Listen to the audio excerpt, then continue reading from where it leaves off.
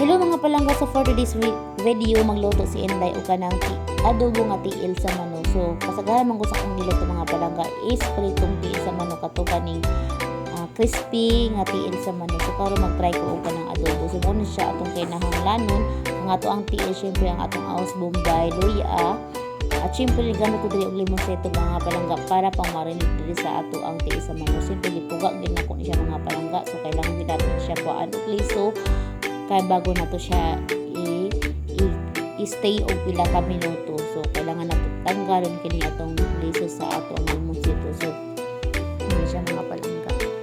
So pwede po mong gamit og lemon pero kay mahal man lemon so lemon seto lang. So yan siya. Butangan na po nato na siya og ahos. At syempre butang nato ang kanang bombay, ay dili bombay pala, ang luya. And of course, itong ating liso sa paminta. So, gidukduk na ko ng liso sa paminta mga palangga. Pwede po mo gamit ito katong ready to use na nga powder. So, butang na nato kini atong tuyo. Ayan siya. So, sa inyo akong daghan ninyong tuyo or gamay na ninyo. Siyempre, gamit ito kutsara din mga palangga. Pero murag dili din siya kaya og kanang kutsara. Imig ko, siyempre, kay lisog din kayo siya kay liso sa manok. Gamit ako kanang kamot. So, ayaw mo kabala ka mga palangga. Kaya yun na ako ang kamot ng hukas ko kahapon ay char.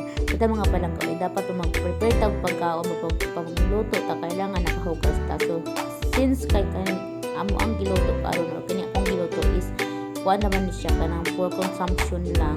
So kami rin mukha ani. So mo na nagamit ko sa ako ang mahiwagang maliliit na mga kamay. Siya gamit to mahiwagang maliliit na daliri.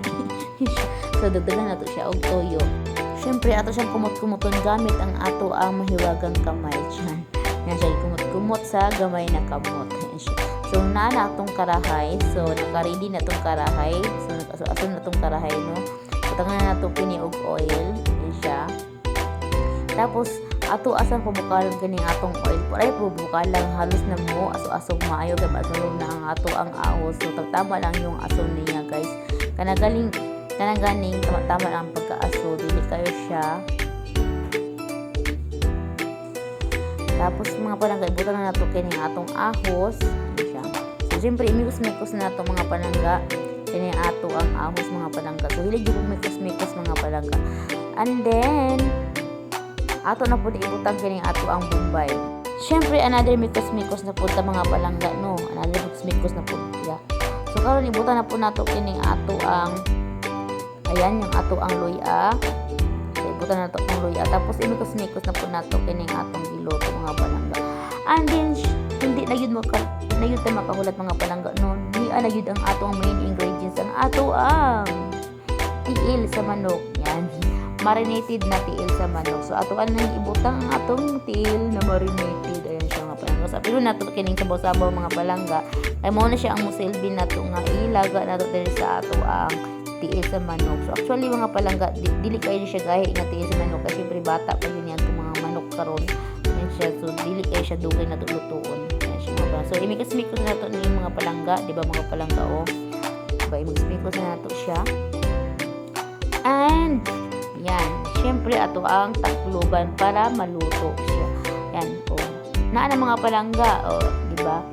Luto na ang ato ang tiil manok. Pero guys, since kahit pa ni siya, so kailangan pag ginato siya o kanang ilaga nato siya. So ato siyang imikos-mikos. Ayan siya, di ba mga palangga? O, sura pa niya dami na, pero dili pa na siya luto mga palangga ha.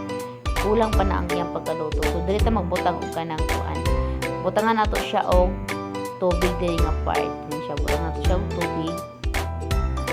Para muna siya ang mulaga sa ato ang tiil sa manok. So nanang tubig atong butangan. So na depende sa inyo kung sa kadagan ang inyong ibutang nga tubig.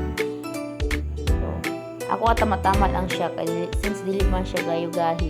So tama na akong gibutang nga tubig. So gamit ta og oyster sauce. Ayun siya. So ato ani ibutang ang itong oyster sauce.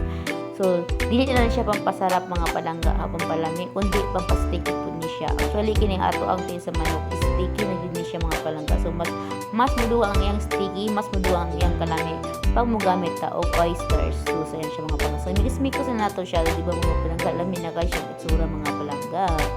Diba lamin na kayo siya itsura.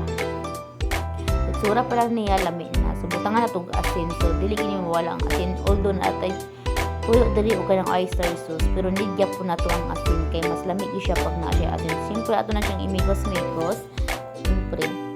So kung reklamo na yung mga palangga ni atong tiis sa manok hindi siya tama na kanalipong nako siya. So gitilawan na nako mga palangga. Kay since pwede naman siya tilawan. So butangan nato siya og kanang siling na buyo og kanang ato ang atsad. Siyempre another mikos-mikos na po nato. Ayan. So sige na tayo mikos-mikos ani. Ayan siya. O syempre, ato ang natakloban. Siya. So, pila ka minuto, 30 minutes or pila yung gusto, yan na. So, mauna na ko ang adobo nga tingin sa manok. So, that is my chicken feet adobo. Ayan siya.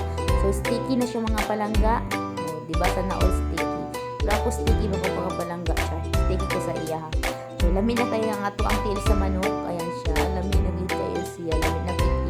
O ayan mga palanggas, thank you.